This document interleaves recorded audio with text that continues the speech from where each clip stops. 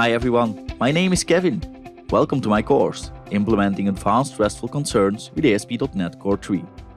I'm a Microsoft MVP and freelance solution architect, currently focused on security and building APIs. In this course, we're going to learn how to implement advanced RESTful concerns with ASP.NET Core 3.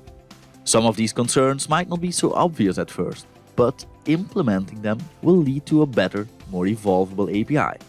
Some of the major topics that we will cover include paging, sorting and data shaping, implementing HATEOAS support, or hypermedia as the engine of application state, advanced content negotiation scenarios to improve the reliability of your API, and caching and concurrency.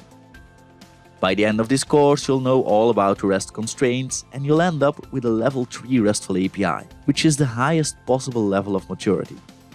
Before beginning the course, you should be familiar with ASP.NET Core and C#.